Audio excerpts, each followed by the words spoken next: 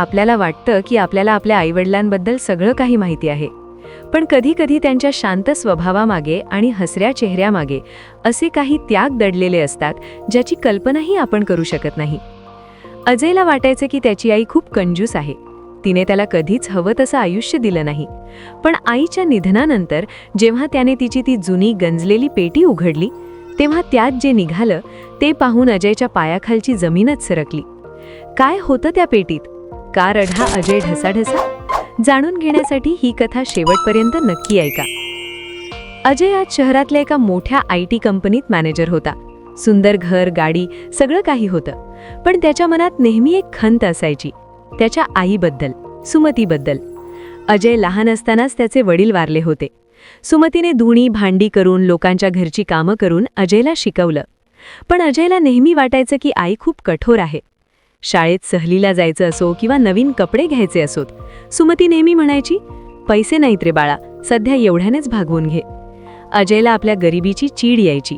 त्याला वाटायचं इतर मुलांच्या आया किती छान नटून थटून राहतात, पण माझी आई नेहमी त्या फाटलेल्या साडीला ठिगळ लावून फिरते. अजय मोठा झाला, शिकला, शहरात स्थायी झाला. त्याने लग्न केलं, पण आईला शहरात न्यायला तो पाचरत होता. त्याला वाटायचं आई तिथे येऊन आपल्या कंजूस सवयींनी आपल्या प्रतिष्ठेला धक्का लावेल. आई गावीच राहायची. ती दर महिन्याला अजयला फोन करायची, पण अजय नेहमी कामाच्या व्यापात फोन कापून टाकायचा. एके दिवशी बातमी आली, आई गेली. अजय गावी गेला. अंत्यसंस्कार झाले.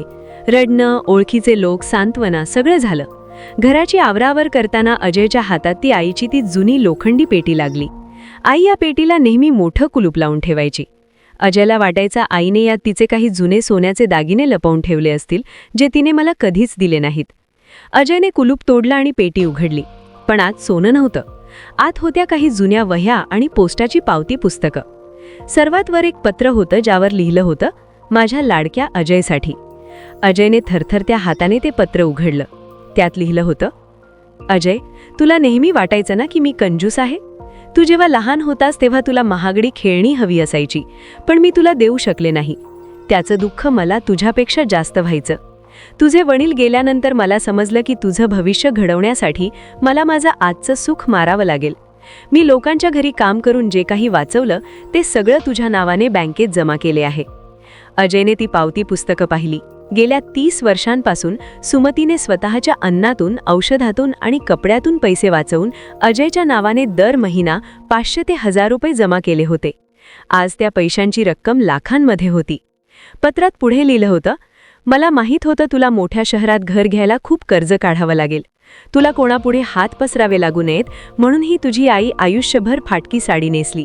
पेटीत खाली एक छोटी डबी आहे, त्यात तुझा पहिला दुधाचा दात आणि तुझी ती तुटलेली खेळण्यातली गाडी ठेवली आहे, जे तू फेकून दिली होतीस. पण माझ्यासाठी तेच माझं सोनं होतं. सुखी राहा बाळा. अजयने त्या जुन्या तुटलेल्या खेळण्याला छातीशी धरलं आणि तो ढसाढसा रडू लागला. आज त्याच्याकडे करोडो रुपये होते, पण आईला एक नवीन साडी घेऊन देण्याची वेळ निघून गेली होती. त्याने आयुष्यभर आईला कंजूस समजलं, पण ती कंजूस नव्हती, ती तर त्याच्या भविष्याची रक्षक होती. मित्रांनो, आपल्या आईवडिलांचं मौन किंवा त्यांची गरिबी कधीच कमी लेखू नका. त्यांच्या त्या फाटलेल्या कपड्यांमागे तुमच्या ब्रँडेड कपड्यांचा इतिहास लपलेला असतो. आजच वेळ काढा, आईवडिलांशी बोला, कारण पेटीतली पत्र बोलू शकतात, पण गेलेली माणसं पुन्हा बोलत नाहीत. कथा आवडली असेल तर लाईक करा आणि कॉमेंटमध्ये आय लव्ह यू आई नक्की लिहा. अशाच हृदयस्पर्शी कथांसाठी आपल्या कथा आयुष्याच्या चॅनलला नक्की सबस्क्राईब करा.